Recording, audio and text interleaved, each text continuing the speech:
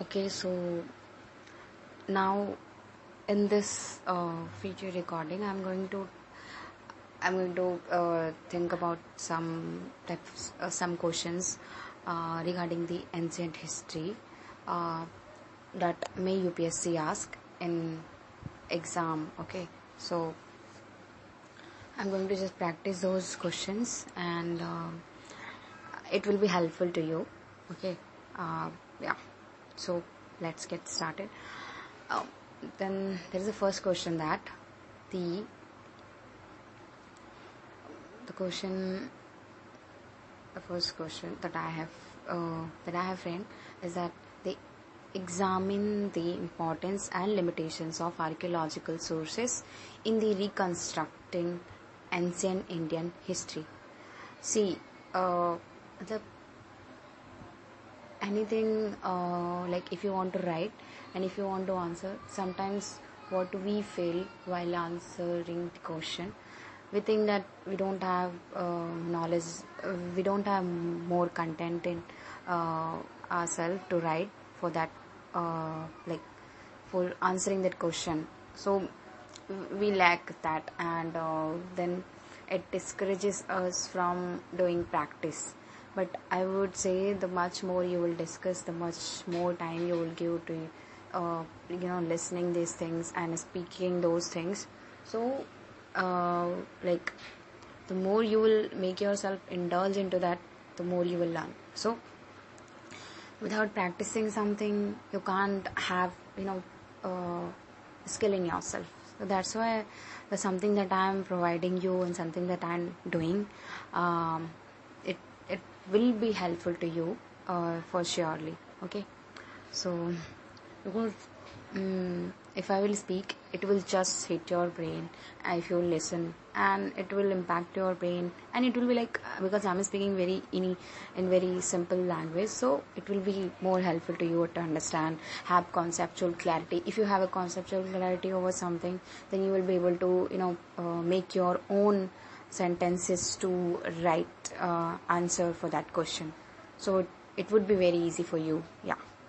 But it will take time, and like you have to consistent with this. Okay, so yeah, without wasting much time, let's get started. Okay, fine. Yeah, so the first question is that examine the importance and limitations of archaeological sources in reconstructing the ancient Indian history. Okay, like I can provide the questions like a PDF of these things as well. If you will say, if you need, then comment, like you can comment me, then I can provide you. Okay, not for now, because for 1 week the Telegram is not going to work, so that's why. But after that, if you will say, then I will try to provide. I will definitely, okay, definitely try to provide you. Okay, let's see. Examine the importance and limitations of archaeological sources in reconstructing ancient Indian history. So the intro, I can I can think, and you guys also can think, that the ancient Indian history before written records is largely reconstructed through the archaeological evidences. Okay, and these sources provide material remains of the past societies. They help historians understand social, economic and political cultural developments. Okay, earlier in the earlier two videos that I have made, there my introduction and conclusion was very short, but now I tried to make it a little broad.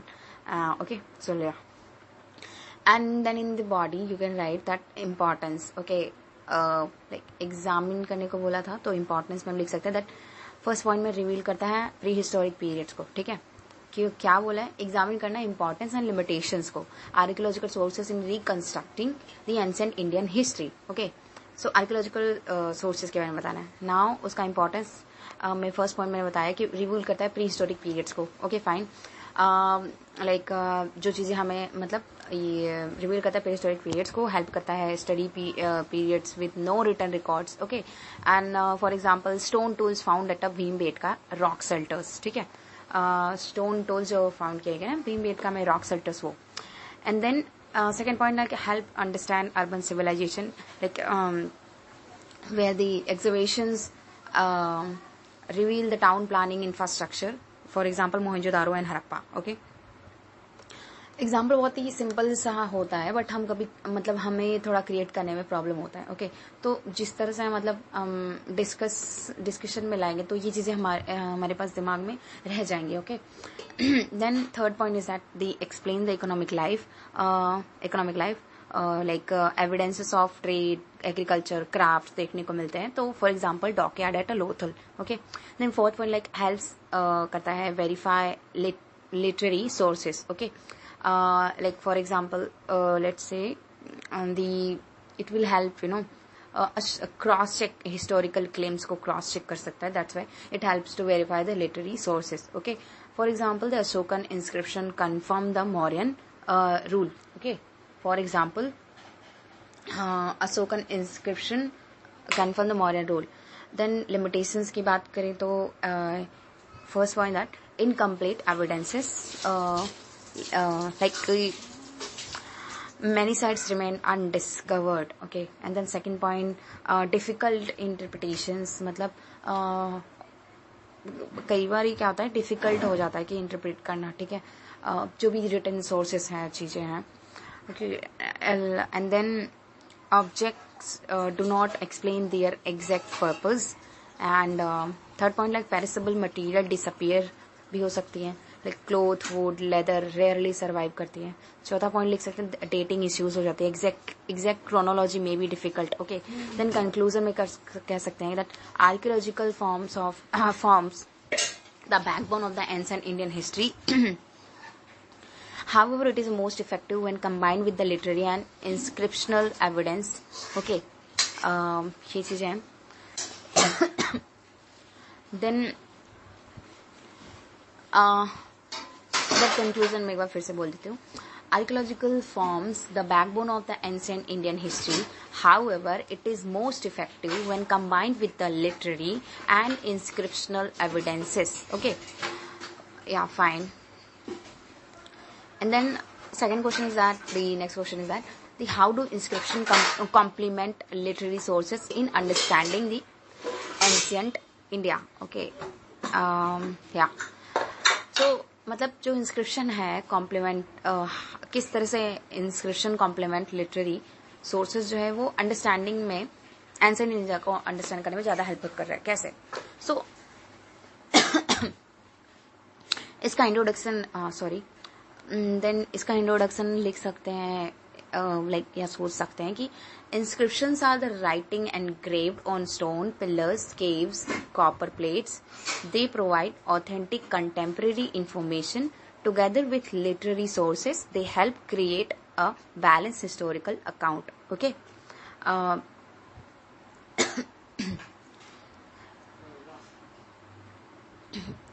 And then body में हम लोग क्या लिख सकते हैं कि पहला point है कि provide reliable evidence. Okay, provide reliable evidence like literary texts may contain exaggeration. Inscription are official records. For example, Ashokan edicts. ठीक है, Ashokan edicts जो है ये कहता है. Then second point that help establish chronology. Mention mention करता है rulers को, dates को. An example दे सकते हैं like इलाहाबाद पिलर inscription जो है यही करता है, right? देन रिवील करता है एडमिनिस्ट्रेशन को. फॉर एग्जाम्पल लाइक एक्सप्लेन करता है टैक्सेस को, ग्रांट्स को, गवर्नेंस को. ठीक है, एंड इसमें एग्जाम्पल दे सकते हैं कॉर्पोरेट लैंड ग्रांट्स जो है वो. ठीक है, देन फोर्थ पॉइंट में like explain the social conditions ये. ठीक है, देन लाइक मेंशन करता है ऑक्यूपेशंस को, कम्युनिटीज को. ओके, एंड लिमिटेशंस की बात करें तो मोस्टली रिफ्लेक्ट करता है कि रूलर्स का perspective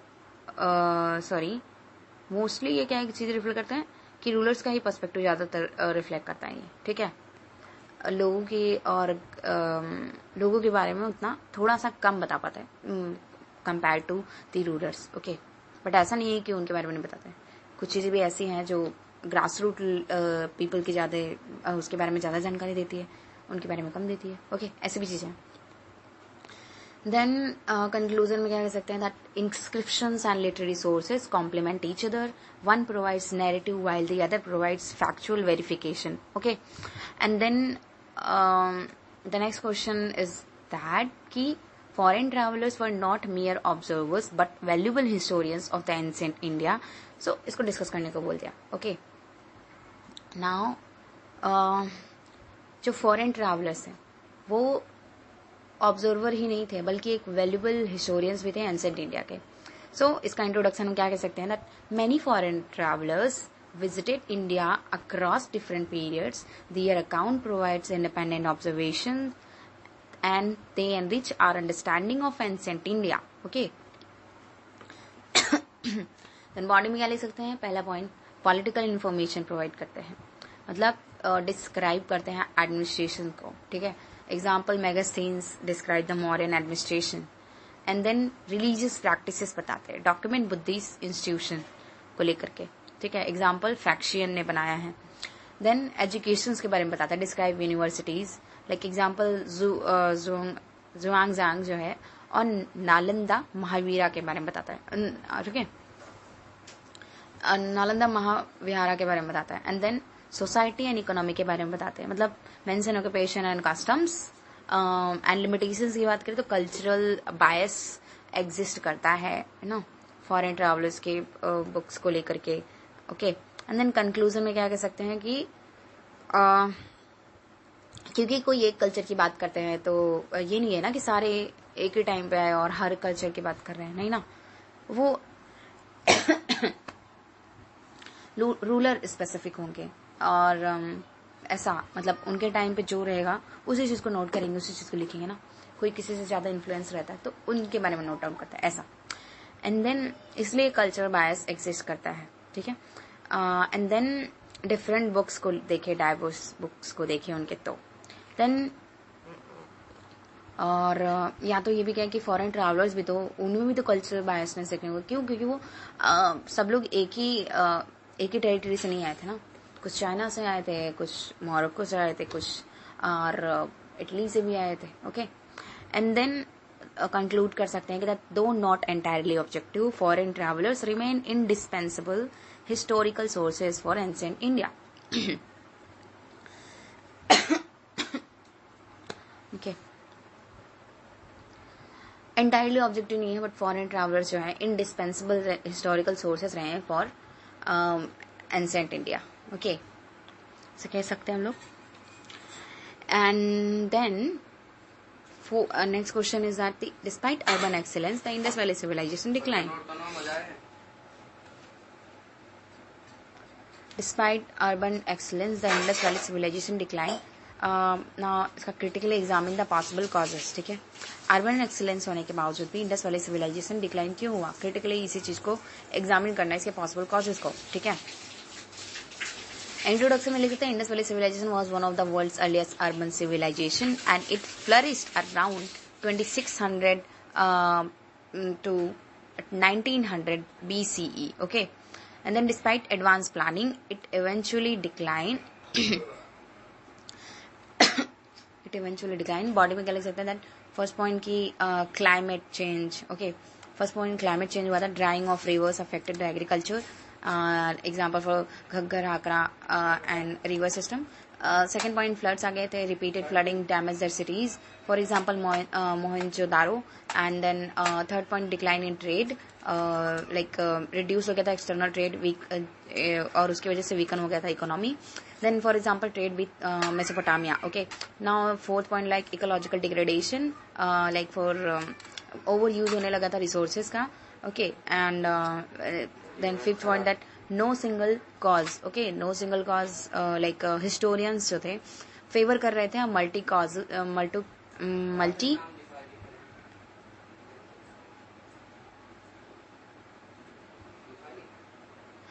okay multi causal explanation.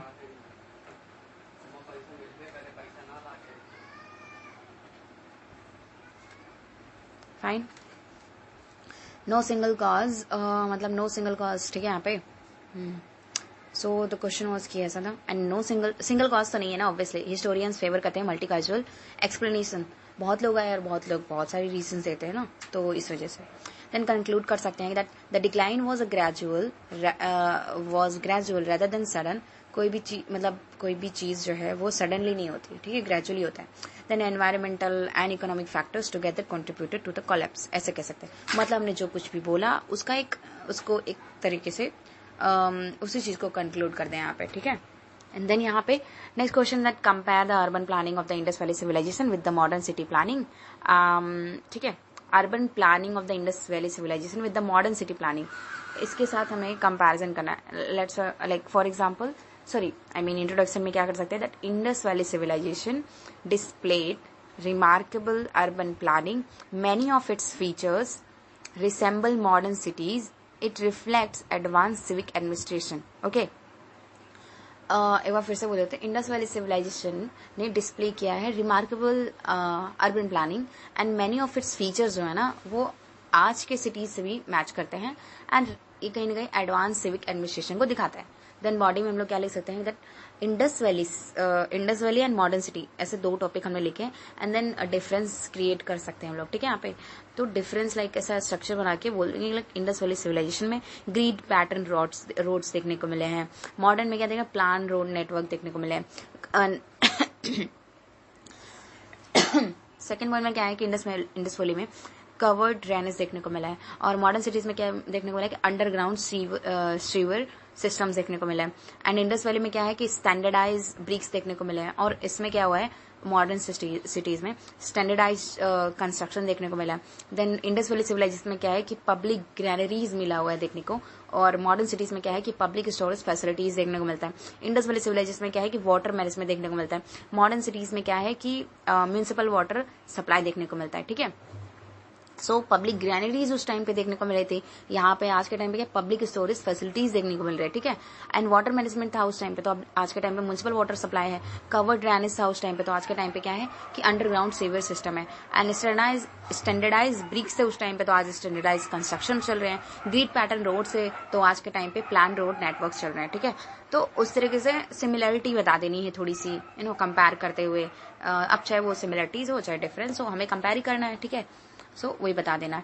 And then यहाँ पे ये सिमिलरिटीज हो गई, ठीक है. पहले तो हमने सिमिलरिटीज बताई एंड देन अब उसके बाद हम थोड़ा डिफरेंस बता देंगे कि मॉडर्न सिटीज जो है ना वो यूज करते हैं एडवांस टेक्नोलॉजी को और इंडस सिटीज जो है वो कहीं ना कहीं इलेक्ट्रिसिटी को लैक कर रही थी, मॉडर्न कम्युनिकेशन सिस्टम को लैक कर रही थी. ओके, उस चीज की कमी थी उस टाइम पे obviously.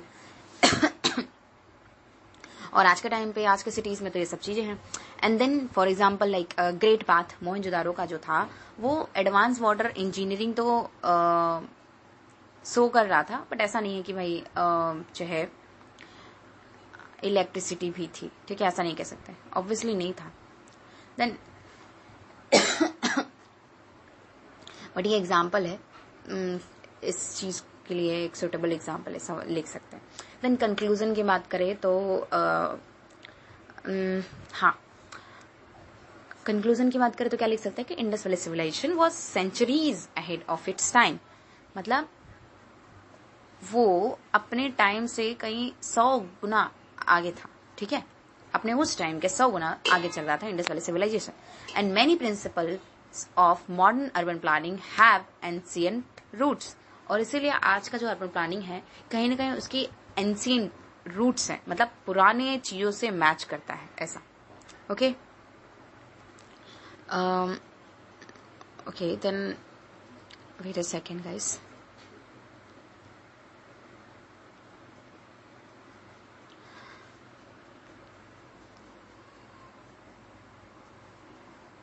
Then, yeah, the next question is that to what extent did the Indus Valley civilization versus a centralized political authority, ठीक है, centralized political authority possess करती है कौन, इंडस वैली सिविलाइजेशन, किस हद तक, ठीक है. सो इंट्रोडक्शन में हम लोग क्या लिख सकते हैं that Indus valley civilization from 2600 till 1900 BC displayed a remarkable uniformity over a vast geographical area. Okay, एक रिमार्केबल यूनिफॉर्मिटी देखने को मिलता है एंड शो करता है ये.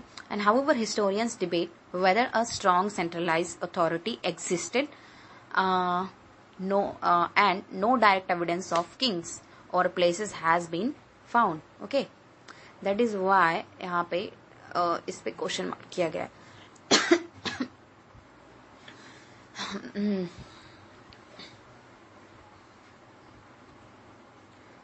एंड देन बॉडी में हम लोग क्या लिख सकते हैं कि इस चीज को मैं क्या बोला गया था, टू व्हाट एक्सटेंट, राइट. ऐसे क्वेश्चन यूपीएससी पूछता है. बॉडी में बोला है कि अब हम कह सकते हैं लिख सकते हैं argument supporting the centralise authority. हम देख सकते हैं पहला पॉइंट यूनिफॉर्म टाउन प्लानिंग, मतलब like similar cities layouts across the region देखने को मिले हैं, इसलिए कह सकते हैं सेंट्रलाइज अथॉरिटी थी. For example Harappa and Mohenjodaro ने जो था फॉलो किया था ग्रिड पैटर्न्स को. दूसरा पॉइंट लिख सकते हैं that standardize weights and measures थे, लाइक इंडिकेट्स जो इंडिकेट करते हैं centralize regulation of trade. And then okay, and then third point like uniform brick size. ठीक है, लाइक कॉमन रेशियो देखने को मिला था 1:2:4 was use. Uniform brick size देखने को मिले थे, तो ये इस तरह के ब्रिक के साइज से ये यूज हुए थे यूनिफॉर्म तरीके से. ठीक है, यूनिफॉर्म तरीके से मतलब यूनिफॉर्म थे ब्रिक, ऐसा देखने को मिला. And argument against the centralise authority. अब क्या कह सकते हैं for like first point that no evidence of kings, no royal places like no royal places और monuments discovered. Second point like no large military structures. Okay, like unlike Egypt and Mesopotamia, there was no large military structure. And then possible like third point like possible decentralized governance. Okay, possible decentralized governance देखने को मिल सकता है, ऐसा बोल सकते हैं, मतलब रहा होगा. Like merchants and local elites may have governed the cities. Now conclusion में क्या कह सकते हैं कि Indus Valley civilization likely had an organized administrative system, but had likely had an organized administrative system, but evidence for an absolute centralized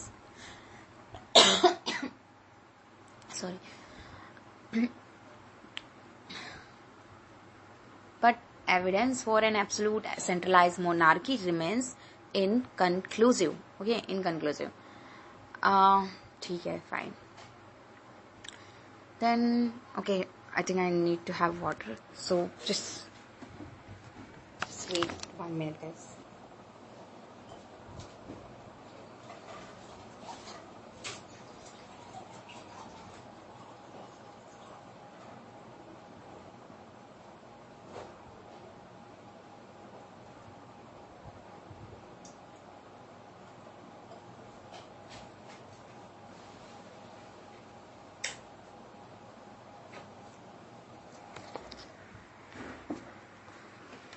Okay, the next question is discuss the economic foundations of the Indus Valley civilization. Like intro में इसके लिख सकते हैं कि क्या बोला है कि इकोनॉमिक फाउंडेशंस हमें बता रहे हैं इंडस वैली सिविलाइजेशन के. ठीक है, तो इंट्रोडक्शन में the prosperity of the Indus valley civilization rested on a strong economic base. Fine, rested on a strong economic base. And agriculture, trade, specialized and specialized craft sustained urban life. जो agriculture trade था, specialised craft था, उसने urban life को sustain किया था. ठीक है, और इसकी इंडस वैली सिविलाइजेशन की जो प्रॉस्पेरिटी थी वो कहीं ना कहीं स्ट्रॉन्ग इकोनॉमिक बेस पर थी. ठीक है, ऐसा इंट्रो लिख दिया हमने. एंड देन बॉडी में क्या लिख सकते हैं, बॉडी में हम लिख सकते हैं फर्स्ट पॉइंट पे एग्रीकल्चर के बारे में. ओके, कि wheat, barley, pulses were cultivated. Okay, and तो ये जो गेहूं, धान और दाल की खेती की जाती थी. And then for example cotton cultivation was among the earliest in the world. And then trade के रिगार्डिंग लिख सकते हैं that internal and external trade flourish हुआ था. For example trade with the Mesopotamia. And then craft specialisation के बारे में लिख सकते हैं कि skilled artisans produce beads, pottery, ornaments. For example Chanhudaro was a bead making centre. Okay, skilled artisans ने प्रोड्यूस किया था बीड्स, पॉटरी, ऑर्नामेंट्स. एंड चानुदारो का एग्जांपल दे सकते हैं कि बीड मेकिंग सेंटर था. एंड देन एनिमल हस्बेंड्री के बारे में लिख सकते हैं कि that cattle, shape, goats were domesticate किए जा रहे थे. एंड देन स्टैंडर्डाइज मेजरमेंट के बारे में लिख सकते हैं कि फैसिलिटेट किया था कमर्शियल ट्रांजेक्शन्स को. तो हमें इस तरह से आंसर हमें इकोनॉमिक सपोर्ट में देना है. ठीक है, इकोनॉमिक फाउंडेशन है उसके सपोर्ट में देना है, ठीक है। सो इसलिए वजह से ये हमने पॉइंट इंक्लूड किया है। देन कंक्लूजन में क्या कर सकते हैं that a diversified economy supported the growth of sophisticated urban centres in the Indus valley civilization, ठीक है। एक डाइवर्सिफाइड इकोनॉमिक सपोर्ट क्या था, ग्रोथ इस sophisticated urban centers in the Indus Valley civilization. Okay, the next question is that explain the continuity and discontinuity between the Indus Valley civilization and later Indian culture. Okay, so similar continuity क्या थी, discontinuity क्या थी Indus Valley civilization and उसके बाद आने वाले Indian culture में, तो वो देखते हैं। ओके, सो यहाँ पे इंट्रोडक्शन ले सकते हैं कि historians debate whether modern Indian culture inherited traditions from the Indus valley civilisation, both continuity and discontinuity can be observe.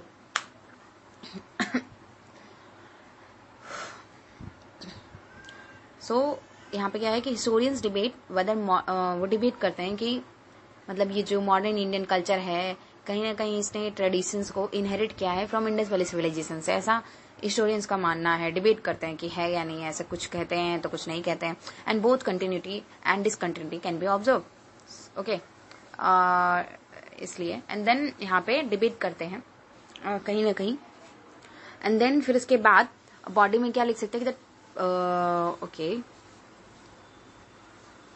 हाँ तो वही मतलब कि हिस्टोरियंस ऐसा कहते हैं कि सारी जो कल्चर है इंडिया की कल्चर जो है ना वो इंडस वैली सिविलाइजेशन से कहीं ना कहीं बिलोंग करती है, उन्हीं से ही इनहेरिटेड हुआ है। सो इस वजह से चाहे वो आपकी कोई चीज कंटिन्यू में है अभी, कोई चीज डिसकंटिन्यू कर देगी ऐसा। देन बॉडी में लिख सकते हैं कि कंटिन्यूटीज मतलब लाइक रिलीजियस सिंबल्स, ओके, जहाँ पे वर्शिप ऑफ मदर गॉडेस हो रहा है, सेक्रेड इंपॉर्टेंस ऑफ एनिमल्स हो रहा है। देन लाइक बोल सकते हैं कि वाटर रिचुअल्स देखने को मिलते हैं, ठीक है। Importance of bathing like example for great bath देखने को मिलता है। Then third like craft traditions, you know pottery and bead making continuation हुआ है, ओके। एंड देन डिसकंटिन्यूटीज में क्या है, ये कंटिन्यूटीज आज भी देखने को मिलते हैं। Religious symbols, worship of mother goddess, sacred importance of animal and importance of bathing, pottery and bead making continued हुआ है, अब आज भी है, ठीक है। डिसकंटिन्यूटीज की बात करें तो urban decline, okay, later Vedic society became predominantly rural, okay. Then the second point is that script जो थी वो डिसअपियर्ड हो गई थी। The Harappan script remains undeciphered and इसलिए बोल सकते हैं कि ये जो स्क्रिप्ट था वो डिसअपियर्ड हो चुका था। पॉलिटिकल स्ट्रक्चर्स चेंज हुए थे, ठीक है। वैदिक ट्राइबल सिस्टम्स ने रिप्लेस कर दिया था अर्बन सेंटर्स को, ठीक है। सो यहाँ पे मैंने एक पॉइंट जो है थोड़ा रॉन्ग बोल दिया कि आज के टाइम पे नहीं, बल्कि बस इंडस वैली सिविलाइजेशन के बाद के कल्चर के, इंडियन के कल्चर का बात कर रहा है। अब ऐसा नहीं कि ठीक है, ऐसा नहीं है कि तू जो है वदर मॉडर्न, ठीक है, हाँ बोल सकते हो, okay fine. So it was not wrong, okay, क्योंकि यहाँ पे मॉडर्न इंडियन कल्चर बोला है ना, तो इसलिए आज भी बोल सकते हैं, ओके।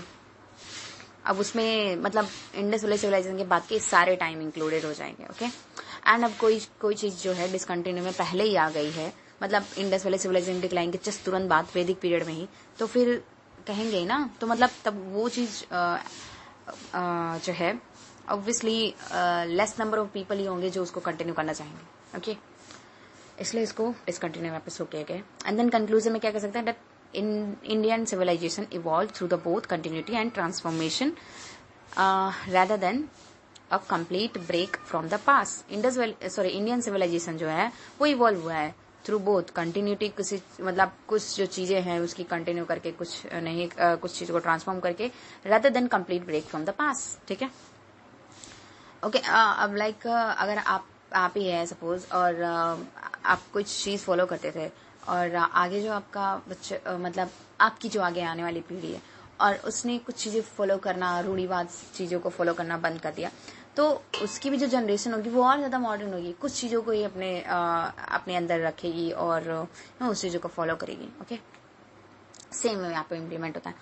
देन यहाँ पे distinguish between the early Vedic and later Vedic society, okay, the वैदिक एज। और हाँ, आप लोग मुझे बता सकते हैं अगर if you find any mistake in speaking of mind, और कहीं पे भी कुछ मिस्टेक होता है, एरर होता है, तो आप मुझे कमेंट करके बता सकते हैं. Okay. And then okay, distinguish between the early Vedic and later Vedic society. Introduction में क्या लिख सकते हैं? That Vedic age is divided into early Vedic that is 1500 till 1000 BC and later Vedic that is 1000 to 600 BC. Significant social, political, economic changes occurred over time. Okay. इस तरह से हम लिख सकते हैं. देन यहाँ पे बॉडी में क्या लिख सकते हैं कि डिस्टिंग्विश करने को बोला है. ठीक है, एक तरफ अर्ली वैदिक का टॉपिक डालो, एक तरफ लेटर वैदिक का टॉपिक डालो, एंड देन ऐसे horizontal like row and column wise लिख दो. एंड एक तरफ एस्पेक्ट लिखो, उसके नीचे पॉइंट लिखो.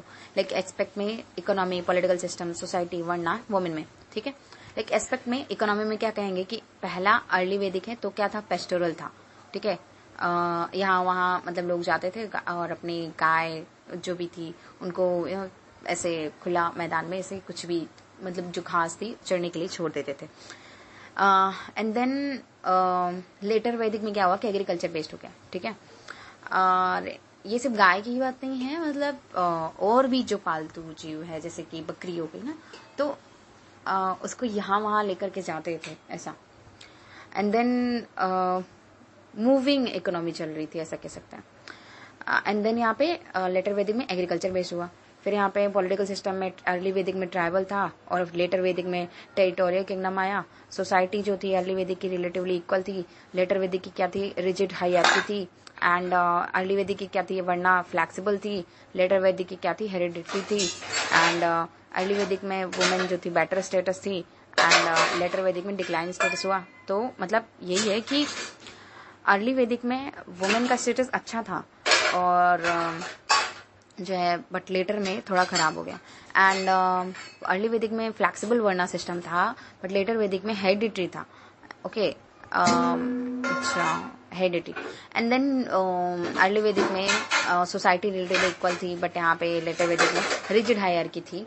एंड उसके बाद पॉलिटिकल सिस्टम में अर्ली वैदिक में क्या था? ट्राइबल था और यहाँ पे क्या था कि टेरिटोरियल किंगडम था. ठीक है, लेटर वैदिक में टेरिटोरियल किंगडम था. एंड देन यहाँ पे एग्जांपल में दे सकते हैं कि आयरन जो था यूजेस एक्सपांड हुआ था एग्रीकल्चर में, expanded agriculture in the later Vedic period. Iron uses agriculture में ज्यादा यूज हुआ था लेटर वैदिक पीरियड में.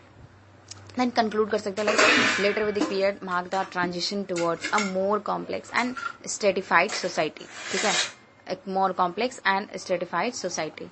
ठीक है, ऐसा बोल रहे थे, मतलब डिवीजन देखने को मिल गया था. Then second question is that next question is that the later Vedic period witnessed the transition from the tribal polity to territorial kingdoms. Discuss. Okay. Later Vedic period जो था वो कहीं ना कहीं विटनेस कर रहा था एक transition from tribal polity to territorial kingdoms. इस चीज को हम और डिस्कस करने हैं. इंट्रोडक्शन में क्या कह सकते हैं? लेटर वैदिक पीरियड ने विटनेस किया था significant political transformation. Okay, political transformation देखने को मिला था. स्मॉल ट्राइबल कम्युनिटीज जो थी ना वो इवॉल्व हुई थी into larger territorial states. Okay, evolve हुई थी into larger territorial states में evolve हुई थी. and then बॉडी में क्या लिख सकते हैं कि पहला पॉइंट एग्रीकल्चर एक्सपांसन हुआ था. लाइक आयरन टूल्स एनेबल किए थे फॉरेस्ट क्लियरिंग को. ओके, यहाँ पे क्या significant political transformation and small tribal communities evolve हुई थी into larger territorial states. Body में third point like agriculture expansion के बारे में लिख सकते हैं. आयरन टूल्स जो थे इनेबल कर दिए थे फॉरेस्ट क्लियरिंग होने लगे था. Okay, CLERING. Okay, for example expansion in the Ganga plains में हुआ था. एंड राइज ऑफ जनपद के बारे में लिख सकते हैं, जनपद के. And then like tribals identities became territorial identities. ठीक है, एंड देन स्ट्रॉन्गर किंगशिप हो चुका था. लाइक किंग्स जो थे ना अक्वायर्ड कर लिए थे ग्रेटर अथॉरिटी को. एंड देन फोर्थ पॉइंट में लिख सकते हैं एडमिनिस्ट्रेटिव इंस्टीट्यूशन जो इवॉल्व होने लग गए थे. Officials began assisting rulers. And then fifth like decline of the tribal assemblies होने लग गया था. Sabha Samiti lost influence in the later Vedic, इसलिए पॉलिटिकल ट्रांसफॉर्मेशन ऐसा कहा जाता है. एंड देन कंक्लूजन में क्या कह सकते हैं? Letter Vedic period let the foundation for the emergence of the mahajanapadas and early states in India. Okay, so ये जो था लेटर वैदिक पीरियड. ओके, तो था लेटर वैदिक पीरियड ना, इसने कहीं ना कहीं फाउंडेशन रखा for the emergence of the Mahajanapada. या and early states in India. Okay. Now the next question is that the analyze the change in status of the woman from the early Vedic to later Vedic period. ये सारे questions mains के PYQ में आए हुए हैं. Okay. अगर आप एक बार go through करेंगे तो आपको पता चलेगा. Then यहाँ पे इसका इंट्रोडक्शन में लिख सकते हैं कि women enjoyed relatively a respectable position during early Vedic period. However, their status gradually declined during the later Vedic period due to the social, economic and religious changes. Body में हम लोग क्या लिख सकते हैं? दैट वो जो मैंने आपको पहले सिखाया था कि टाइटल, मेन टाइटल क्वेश्चंस का जो था उसको यूज करो. ऑब्वियसली उसको यूज करना है एंड देन ये सारी चीजें लिखनी है. लाइक बॉडी में फर्स्ट पॉइंट आप लिख सकते हैं education. Okay. And then like early Vedic में क्या था कि women could receive education. They participated in the intellectual debates. For example कि गर्गी वचकनवी एंड मैत्रेयी जो है उन्होंने किया था. ये दोनों ने किया था. ठीक है. इनका सिर्फ यही दोनों ने नहीं थे. ठीक है. और भी थे बट एग्जाम्पल के लिए दिया. लेटर वैदिक में क्या था कि एजुकेशनल अपॉर्चुनिटीज डिक्लाइन हो गई थी. मैरिज प्रैक्टिसेस में क्या है, इस सेकंड पॉइंट लिखा आपने. अब इसमें स्मॉल दो डिवीजन रहेगा मैरिज प्रैक्टिस में, अर्ली वैदिक एंड लेटर वैदिक. अर्ली वैदिक में क्या था कि women had a greater freedom in the choosing the partner. But later वैदिक में क्या होगा, पेट्रियार्कल कंट्रोल इंक्रीज हो गया. ठीक है. And child marriage tendencies slowly emerge हो गई. ठीक है. चाइल्ड मैरिज की जो टेंडेंसीज थी वो स्लोली एमर्ज हो गई लेटर वैदिक में. Okay fine.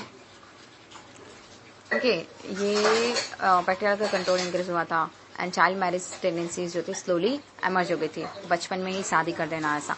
And then religious participation की बात करें तो इसके दो division early and later Vedic करेंगे. रिलीजियस पार्टिसिपेशन में women participated in sacrifices. Okay. And later में religious roles became restricted. Okay. And then fourth point में like property rights. Women gradually loss economic independence in the later Vedic. Okay. Gradually धीरे धीरे क्या करती हैं, loss कर देती है इंडिपेंडेंस इकोनॉमिक में.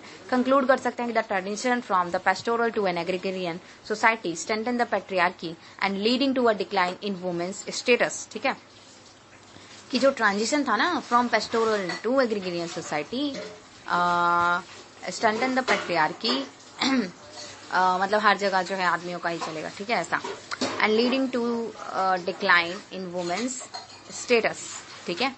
The next question explain how iron technology transformed the Vedic economy. Okay, fine.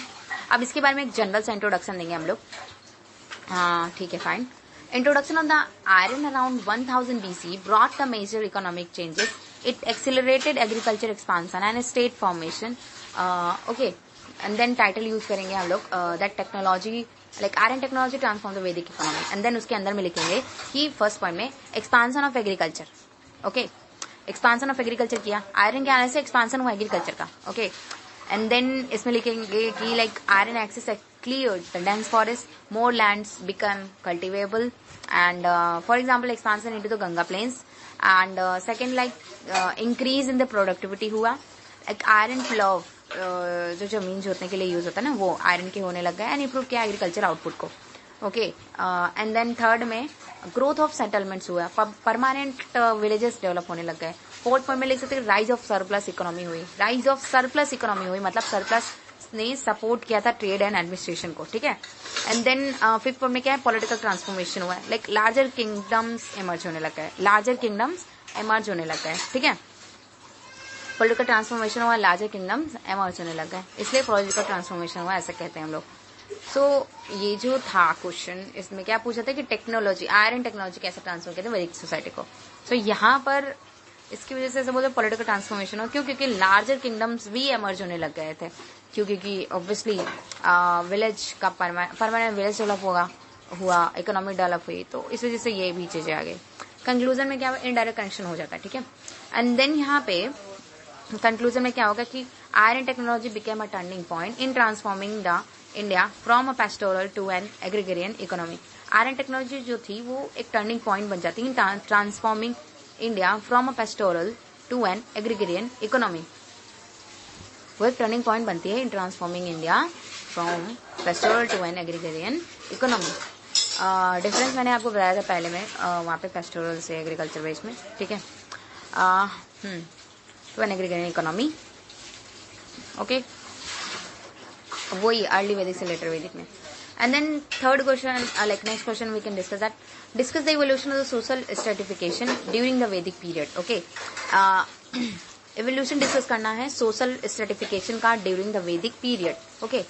Then इसमें क्या है, इंट्रोडक्शन में कह सकते हैं कि Vedic society gradually evolved हुई थी from a relatively egalitarian system into hierarchical social order. The Varna system became more rigid over time.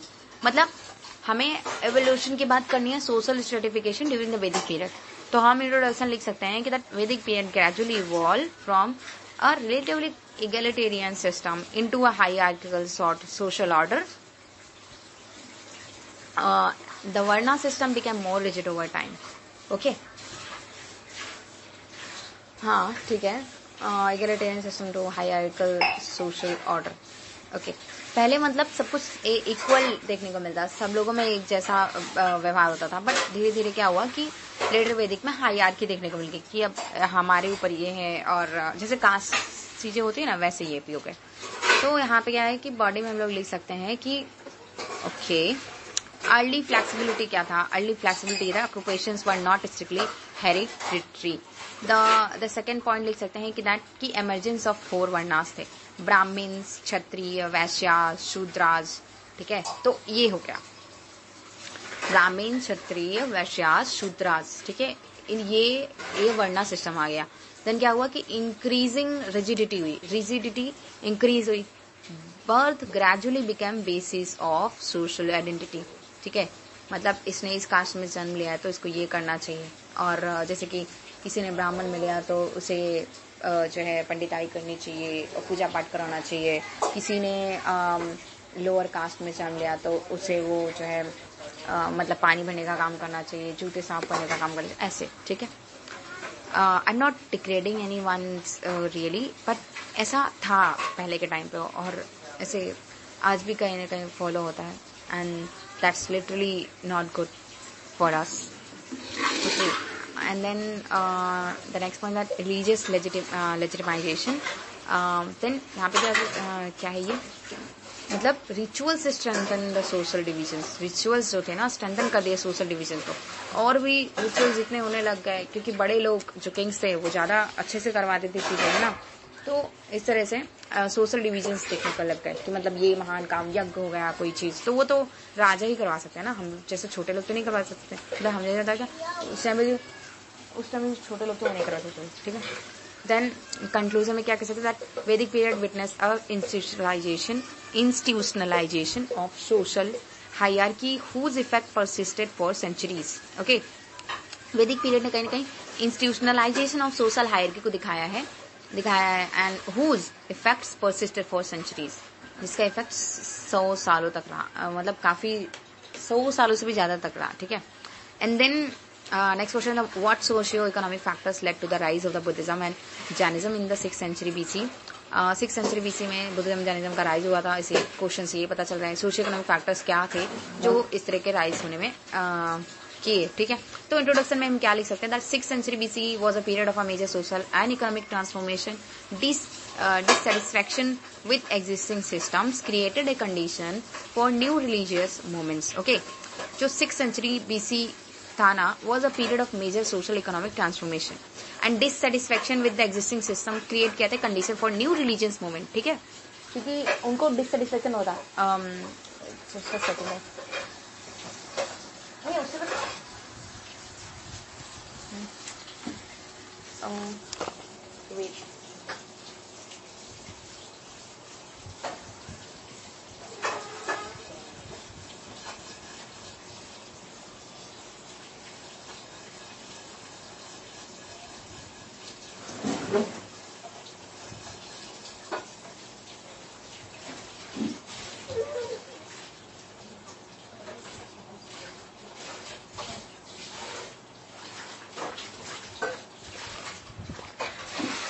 Okay sorry guys, वो एक छोटा बच्चा आ गया था ना इसलिए उसे हटाना पड़ा.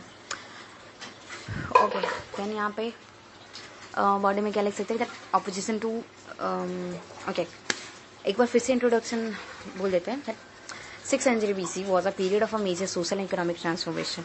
Dissatisfaction with existing system created a condition for new religious movements. Body में क्या लिख सकते हैं, पहला पॉइंट अपोजिशन टू रिचुअलिज्म, यानी कि कॉम्प्लेक्स सेक्रीफाइसेस बिकेम एक्सपेंसिव, ठीक है, एक्सपेंसिव हो गए। कौन ही मतलब बड़ी बलिदान करवा सकता है, नहीं करवा सकते ना, ठीक है। एंड कोस्ट मतलब इंसानों की भी आहुति दी जाती है, तो किसी कई बारी तो अश्वमेध, मतलब कई लोग तो बहुत सारी चीज़ों का नो सेक्रीफाइस करना पड़ता था, ठीक है। बोलते ना बलि भी देनी पड़ जाती थी, ऐसा। Then second is that rigid caste system थे, मतलब लोअर ग्रुप्स सॉट अल्टरनेटिव्स, ठीक है, लोअर ग्रुप सॉट अल्टरनेटिव्स, वो अल्टरनेटिव चाहते थे रिजिड कास्ट सिस्टम का, ठीक है। एंड अर्बनाइजेशन में क्या था कि new towns and trade centres emerge हुए थे, राइज ऑफ मर्चेंट क्लास हुआ था, यानी कि ट्रेडर्स प्रेफर किए थे सिंपल एथिकल टीचिंग। जो ट्रेडर्स थे उन्होंने प्रेफर किया था simpler ethical teaching. Fifth form में क्या सकता है कि use of a local language होता, टीचिंग ने रिच कर लिया था कॉमन पीपल को, टीचिंग ने कॉमन पीपल को रिच कर लिया था। For example like Gautam Buddha preached in Pali, ठीक है, उन्होंने पाली में टीच किया था। And then use of local language, rise of merchant class, urbanization, you know new town state centres emerge हुए थे। एंड रिजिड कास्ट सिस्टम का लोअर ग्रुप सॉर्ट कहते हैं, वो उनको चाहिए था एक अल्टरनेटिव्स का। एंड कॉम्प्लेक्स सेक्रीफाइसेस बहुत ज़्यादा एक्सपेंसिव हो रहे थे, इस वजह से ये चीज़ें आई। गौतम बुद्ध तो पाली में टीच करते थे, ठीक है। एंड देन यहाँ पे कंक्लूड कर सकते हैं that Buddhism Jainism emerge as a reform movement responding to changing socio economic realities, ठीक है। Okay fine. Now next question is compare the philosophies of Buddhism and Jainism. Introduction में क्या लिख सकते हैं that Buddhism Jainism emerged in the 6th century BC as a reformist movement. Both opposed the excessive ritualism but differed in their philosophies. Excessive ritualism को oppose किया दोनों ने ही, but differed in their philosophies. Body में हम मतलब क्या लिख सकते हैं दैट एस्पेक्ट एंड वही डिफरेंस लाइक रॉ कॉलम में हम लिख सकते हैं एस्पेक्ट में बुद्धिज्म जो है फाउंडर, गोल, सोल, मिडिल पाथ, अहिंसा, ये चीज़ें लिखे रहे हैं बुद्धिज्म जैनिज्म, ठीक है। बुद्धिज्म का क्या था फाउंडर, गौतम बुद्ध कौन थे, तो गौतम बुद्ध थे। जैनिज्म के कौन थे, महावीर थे। एंड बुद्धिज्म का गोल क्या था, निर्वाण प्राप्त करना। एंड जैनिज्म का क्या था, मोक्ष था। एंड बात वही है। एंड देन बुद्धिज्म का सोल, नो परमानेंट सोल था। एंड यहाँ पे जैनिज्म कहता था कि सोल एग्जिस्ट करता है। बुद्धिज्म कहता था कि मिडिल पाथ को फॉलो करते हैं। जैनिज्म कहता था एक्सट्रीम ऑस्टेरिटी को फॉलो करना चाहिए। एंड बुद्धिज्म कहता था कि अहिंसा को इम्पोर्टेंस देता था। जैनिज्म जो है सुप्रीम प्रिंसिपल का यूज फॉलो करता था, लाइक किसी चींटी को भी नहीं मारना पाते, ठीक है। देन सिमिलरिटीज, जब भी बोले कि कंपेयर करो ना, तो कंपेयर में आपको डिफरेंस भी बताना है, सिमिलरिटीज भी बतानी है, ठीक है। सो उसके पहले मैंने थोड़ा डिफरेंस बता दिया, अब सिमिलरिटीज लाइक अपोज किया था रिचुअलिज्म का, दोनों ने ही सिंपल लैंग्वेज का यूज किया था, दोनों ने ही रिजेक्ट किया था वैदिक अथॉरिटी को। कंक्लूड कर सकते हैं कि द बोथ ट्रेडिशन जो थे ट्रांसफॉर्म किया था इंडियन थॉट को while adopting the different parts to spiritual liberation. जो दोनों ही ट्रेडिशन थी ना, उन्होंने ट्रांसफॉर्म किया था इंडियन थॉट को while adopting different parts to spiritual liberation. दोनों का मकसद था कि स्पिरिचुअल लिबरेशन लाए, बट डिफरेंट पाथ को अडॉप्ट किया था, ओके। एंड इंडियन थॉट को लाइक बोथ जो थे ये ना ट्रेडिशन ट्रांसफॉर्म किए थे इंडियन थॉट को।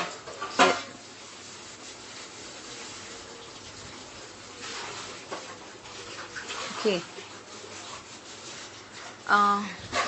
then in the next question I can say that okay, next is that explain the contribution of the Buddhism to Indian art and architecture and culture. Okay, fine. ये video थोड़ा जो है ना, ये audio थोड़ा सा long होने वाला है, क्योंकि इसके आंसर्स मैं थोड़े लॉन्ग डिस्कस कर रही हूँ इस वजह से, but fine. Explain the contribution of Buddhism to Indian art, architecture and culture. Like introduction में लिख सकते हैं Buddhism emerged in the 6th century BC and became one of India's most influential religious traditions beyond religion, and it profoundly shaped the Indian art, architecture and culture.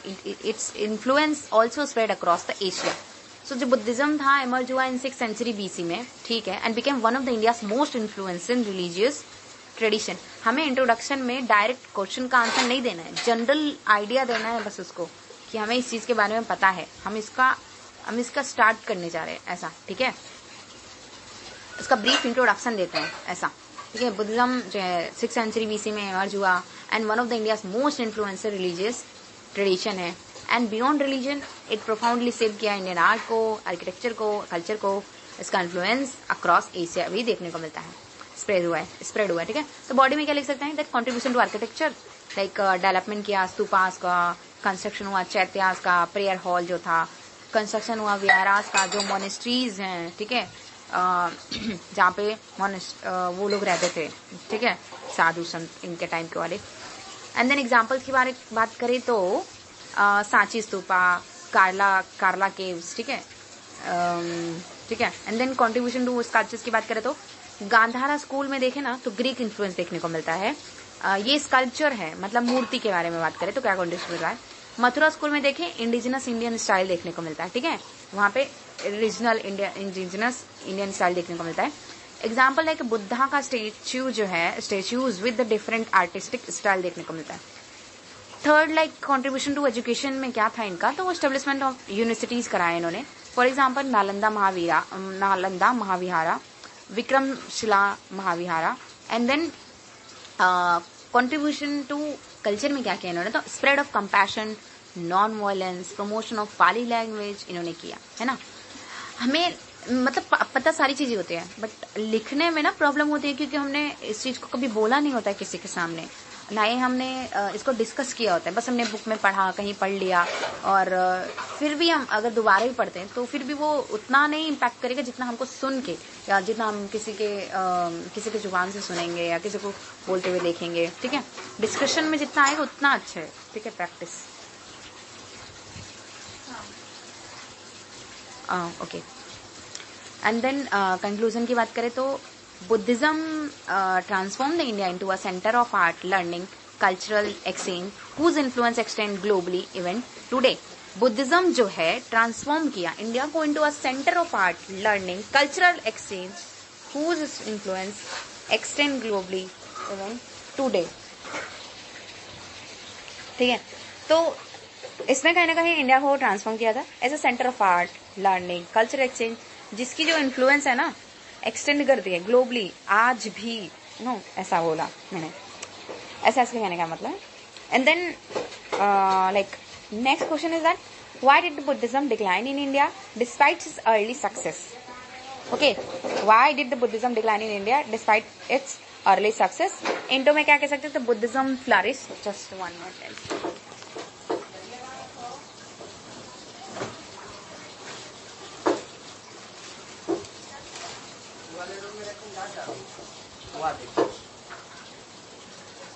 हाँ like देगा।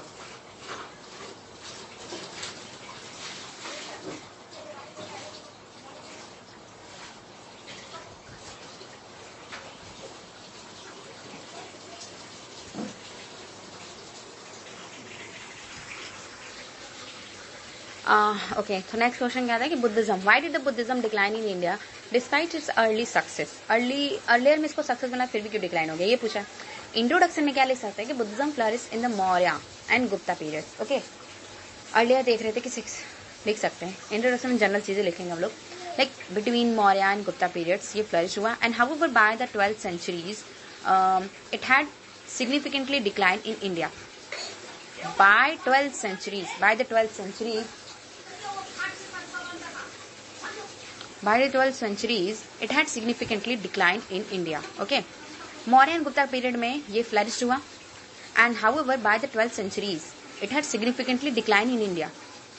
Okay, and then हम लोग main title यही use करेंगे, like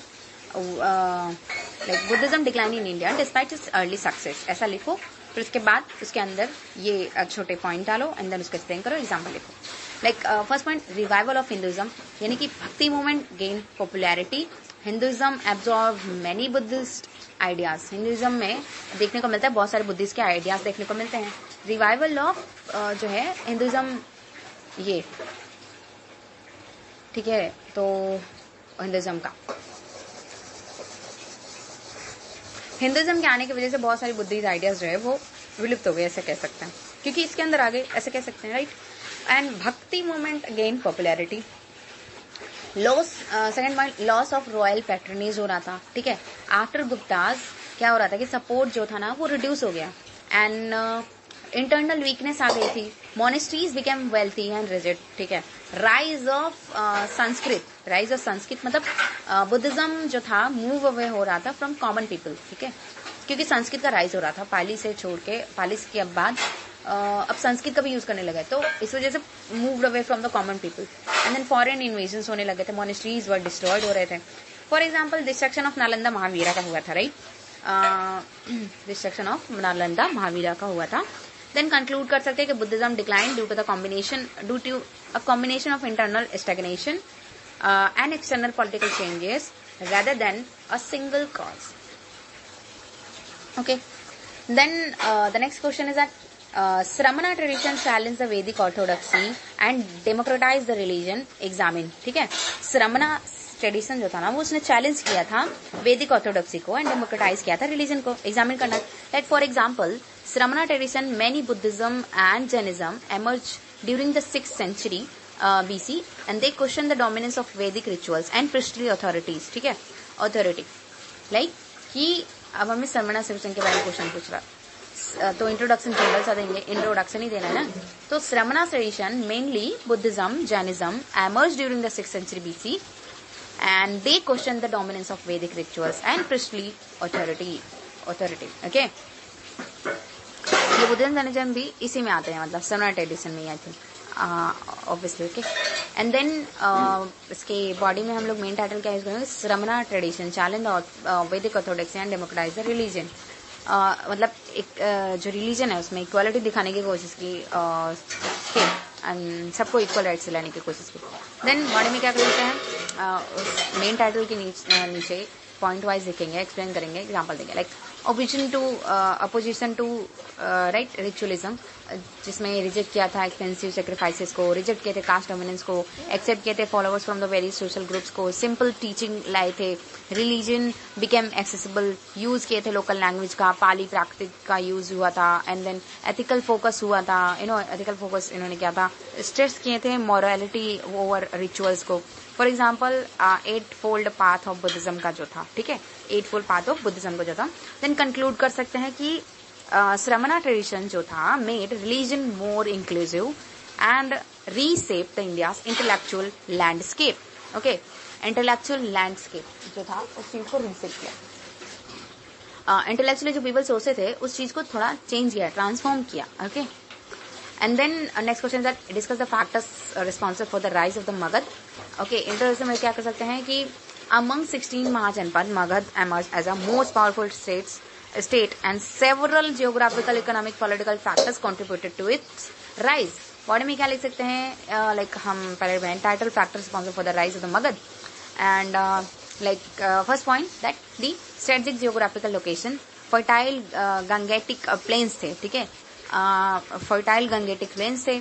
दूसरा point rich iron डिस्पोजिट्स थे, like iron strengthen कर दिया था एग्रीकल्चर को, वॉरफेयर को.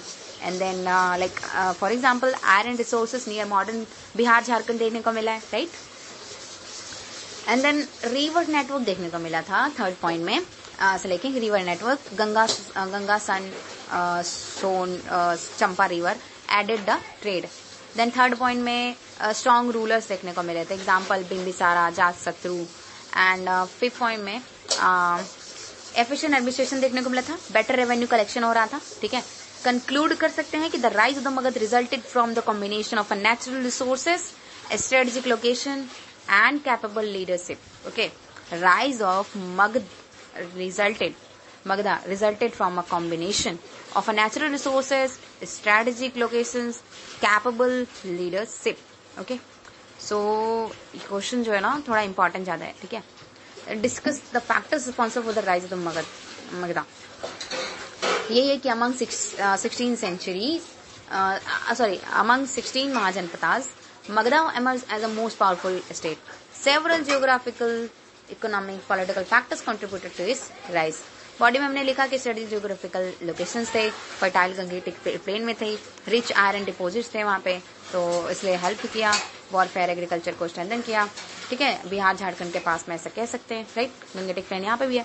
रिवर नेटवर्क था, गंगा सोन चंपा रिवर जो था ट्रेड को ऐड किया था। स्ट्रॉन्ग रूलर्स देखने को मिले थे, मतलब बिम्बिसार अजातशत्रु, ठीक है।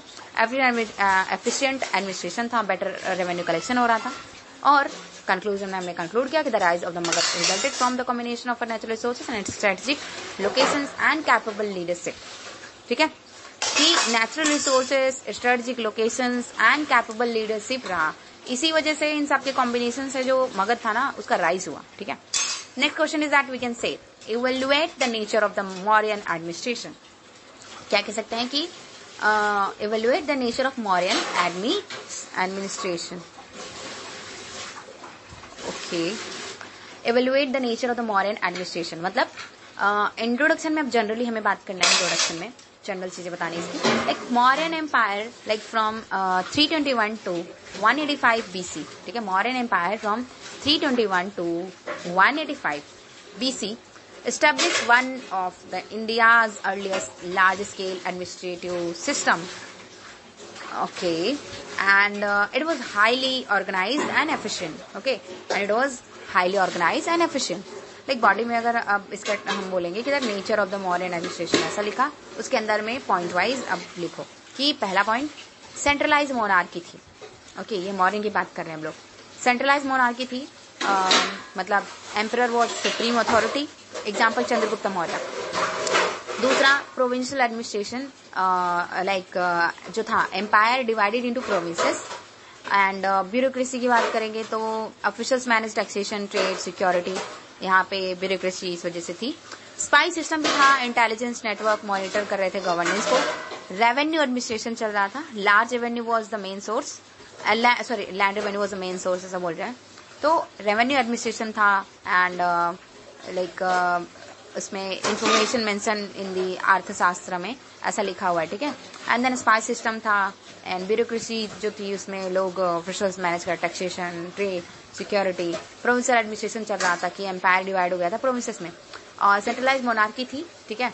तो इसी चीज को अब जब कंक्लूड, क्योंकि बोले ना कि इवैल्यूएट मौर्यन एडमिनिस्ट्रेशन का, बस हमें बताना है कि कैसा था नेचर मौर्यन एडमिनिस्ट्रेशन का था। तो अगर हम इतने सिंपल पॉइंट भी अगर लिख देते हैं, हालांकि ये सिंपल पॉइंट हमारे दिमाग से नहीं निकलते हैं जब हम लिखने बैठते हैं, तो भी हमें हमारे लिए वो एक अच्छा आंसर होगा, ठीक है। क्योंकि इतना भी सफिशिएंट मतलब इससे हम काम मतलब ऐसा कर सकते हैं, एक आंसर लिख सकते हैं, एक अच्छा आंसर, ठीक है। कंक्लूजन में क्या कर सकते हैं, that Mauryan administration created a strong state apparatus that influence the later Indian kingdoms, ठीक है। कंक्लूड क्या कर सकते हैं, दैट मौर्यन एडमिनिस्ट्रेशन ने क्रिएट किया एक strong state apparatus that influence the later Indian kingdoms, okay. Okay,